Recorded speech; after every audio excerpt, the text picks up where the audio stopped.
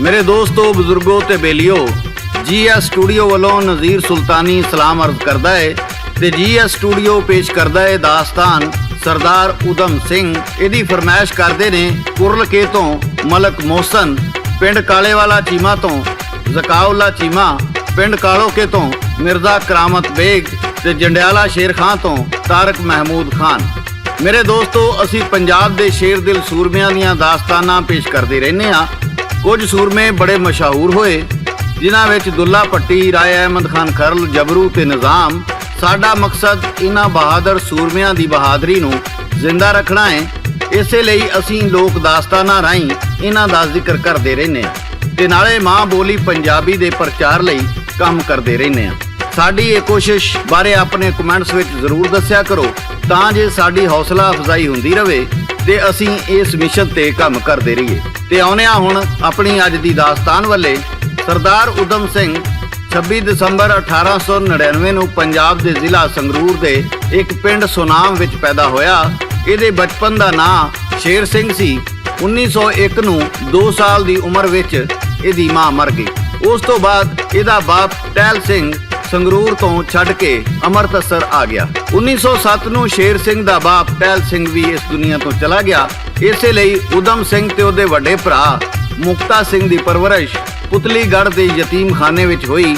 इत्थे इहनूं उधम सिंह नां दिता गया। 1917 विच इहदा भरा भी इहदा साथ छड़ के इस दुनिया तो चला गया। जवान हो के उधम सिंह फौज विच भर्ती हो गया। जदों जलियांवाला बाग दा वाकया पेश आया उधम सिंह उस वेले उत्थे मौजूद सी। उन्हें अंग्रेज़ां दे उस जुल्म नूं अपणियां अखां नाल वेख्या सी। उन्हां दे उस जुल्म तो बाद उन्हें लोकां दे खून नाल रंगी उस मिट्टी नूं अपने मत्थे उत्ते मल के कसम खाधी सी भई अंग्रेज़ां कोलों इहदा बदला जरूर लवांगे। उधम सिंह नूं इनकलाबी बनाउण विच जलियांवाला बाग विच होण वाले वाक़े दा बड़ा किरदार सी। इधर गदर तहरीक ने बड़ा जोर फड़ लिया सी।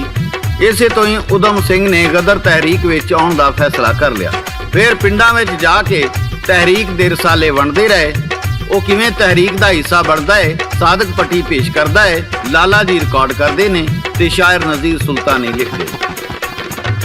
जलियांवाले बाग च जदों जुल्म होया सी यार, उधम सिंह ते हो गया यारो अपने आप च बार।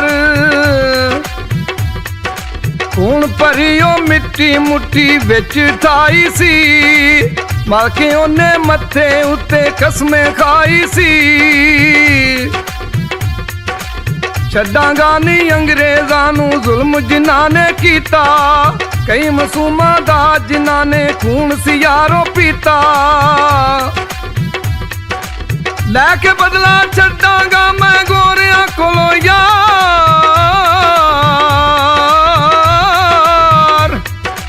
लैके बदला छड्डांगा मैं गोरियां कोलों यार।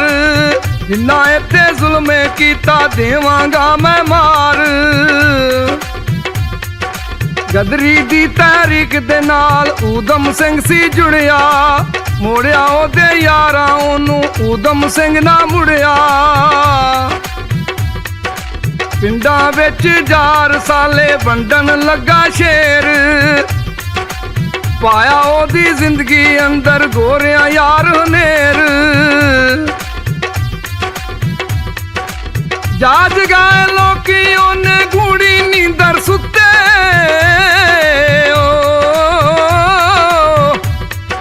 जाज गाए लोकी ओने गूड़ी नींदर सुते। अंग्रेज़ां दे शेरां पिछे लग गए यारो कुत्ते।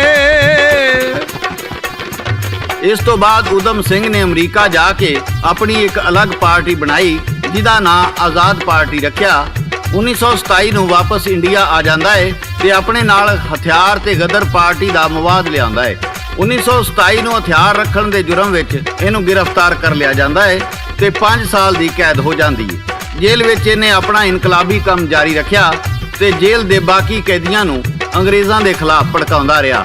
इसे जुर्म विच उधम सिंह नूं कोड़े मारे जांदे सन पर जेलां इहदा भार नहीं सी चुक सकदियां। इसे तो इनू कदी इस जेल कदी उस जेल ले जाया जांदा सी। जदों इनू मियांवाली जेल विच ले जाया गया उत्थे इहदी मुलाकात भगत सिंह नाल हुंदी है।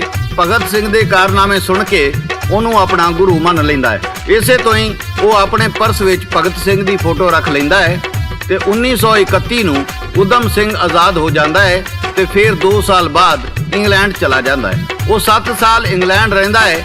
1940 ਨੂੰ ਇੰਗਲੈਂਡ ਵਿੱਚ ਈਸਟ ਇੰਡੀਆ ਐਸੋਸੀਏਸ਼ਨ ਤੇ ਰਾਇਲ ਸੈਂਟਰਲ ਏਸ਼ੀਅਨ ਸੁਸਾਇਟੀ ਦੀ ਮੀਟਿੰਗ ਹੁੰਦੀ ਹੈ। ਉਹਦੇ ਦੌਰਾਨ ਇਹ ਵੀ ਆਪਣਾ ਨਾਂ ਬਦਲ ਕੇ ਮੀਟਿੰਗ ਵਿੱਚ ਜਾ ਵੜਦਾ ਹੈ ਤੇ ਮੀਟਿੰਗ ਦੇ ਦੌਰਾਨ ਮਾਈਕਲ ਐਡਵਾਇਰ ਨੂੰ ਗੋਲੀ ਮਾਰ ਦਿੰਦਾ ਹੈ, ਜਿਹੜਾ ਜਲਿਆਂਵਾਲੇ ਬਾਗ ਦੇ ਵਾਕਿਏ ਦੇ ਦੌਰਾਨ ਪੰਜਾਬ ਦਾ ਲੈਫਟੀਨੈਂਟ ਗਵਰਨਰ ਸੀ।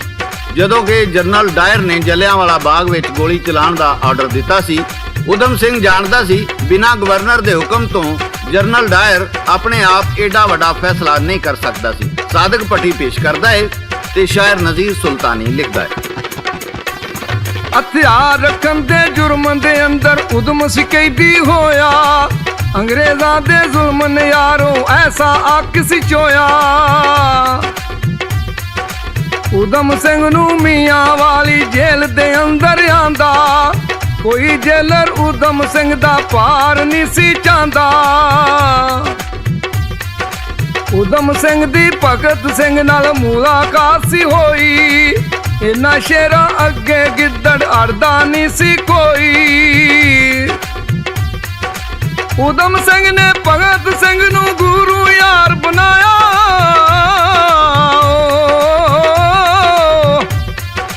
ਊਧਮ ਸਿੰਘ ਨੇ ਭਗਤ ਸਿੰਘ ਨੂੰ ਗੁਰੂ ਯਾਰ ਬਣਾਇਆ।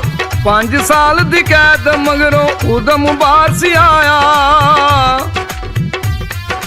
ਜਾ ਕੇ ਉਹਨੇ ਇੰਗਲੈਂਡ ਅੰਦਰ ਵੈਰ ਮਾਰ ਮੁਕਾਇਆ। ਜੈਸਾ ਕੀਤਾ ਜਲਿਆਂਵਾਲੇ ਵੈਸਾ ਉਹਨੇ ਪਾਇਆ, ਜੈਸਾ ਕੀਤਾ ਜਲਿਆਂਵਾਲੇ ਵੈਸਾ ਉਹਨੇ ਪਾਇਆ। ਊਧਮ ਸਿੰਘ ਇੱਕ ਕਿਤਾਬ ਵਿੱਚ ਪਿਸਤੌਲ ਲੁਕੋ ਕੇ ਮੀਟਿੰਗ ਵਿੱਚ ਜਾਂਦਾ ਹੈ ਤੇ ਮਾਈਕਲ ਐਡਵਾਇਰ ਦੀ ਤਕਰੀਰ ਦੇ ਦੌਰਾਨ ਸਾਹਮਣੇ ਖਲੋ ਕੇ ਉਹਨੂੰ ਗੋਲੀ ਮਾਰ ਦਿੰਦਾ ਹੈ। ਇਸ ਤੋਂ ਬਾਅਦ ਊਧਮ ਸਿੰਘ ਨੂੰ ਗ੍ਰਿਫਤਾਰ ਕਰ ਲਿਆ ਜਾਂਦਾ ਹੈ। ਤਫਤੀਸ਼ ਦੇ ਦੌਰਾਨ ਉਹ ਆਪਣਾ ਨਾਮ ਮੁਹੰਮਦ ਰਾਮ ਸਿੰਘ ਆਜ਼ਾਦ ਦੱਸਦਾ ਹੈ। ਇਹਦੀ ਵਜ੍ਹਾ ਇਹ ਸੀ ਉਹ ਇੰਡੀਆ ਦੇ 3 ਮਜ਼ਹਬਾਂ ਦਾ ਇਤਿਹਾਦ ਦੱਸਣ ਦੀ ਕੋਸ਼ਿਸ਼ ਕਰਦਾ ਹੈ। 31 ਜੁਲਾਈ 1940 ਨੂੰ ਸਰਦਾਰ ਊਧਮ ਸਿੰਘ ਨੂੰ ਫਾਂਸੀ ਦੇ ਦਿੱਤੀ ਜਾਂਦੀ ਹੈ। ਮੇਰੇ ਦੋਸਤੋ, ਊਧਮ ਸਿੰਘ ਫਾਂਸੀ ਤੇ ਚੜ੍ਹ ਗਿਆ, ਪਰ ਤਾਰੀਖ ਦੀਆਂ ਕਿਤਾਬਾਂ ਵਿੱਚ ਇੱਕ ਸ਼ੇਰ ਦਿਲ ਸੂਰਮੇ ਦੇ ਤੌਰ ਤੇ ਆਪਣਾ ਨਾਂ ਲਿਖਾ ਗਿਆ। ਸਾਡੀ ਇਹ ਦਾਸਤਾਨ ਤੁਹਾਨੂੰ ਕਿਵੇਂ ਦੀ ਲੱਗੀ ਆਪਣੇ ਕਮੈਂਟਸ ਵਿੱਚ ਜ਼ਰੂਰ ਦੱਸਣਾ। ਇਹਦੇ ਨਾਲ ਹੀ GS ਸਟੂਡੀਓ ਵੱਲੋਂ ਸਾਦਕ ਭੱਟੀ, ਲਾਲਾ ਜੀ ਤੇ ਸ਼ਾਇਰ ਨਜ਼ੀਰ ਸੁਲਤਾਨੀ ਨੂੰ ਇਜਾਜ਼ਤ ਦਿਓ। ਰੱਬ ਰਾਖਾ, ਰੱਬ ਰਾਖਾ।